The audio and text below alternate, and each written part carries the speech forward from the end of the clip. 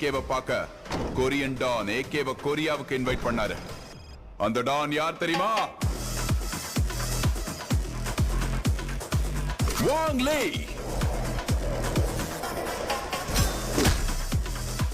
அங்க போய் வாங் லீயோட கை கோத்து பல கிரைம்ஸ் நிப்பாட்ட ட்ரை பண்ணாரு.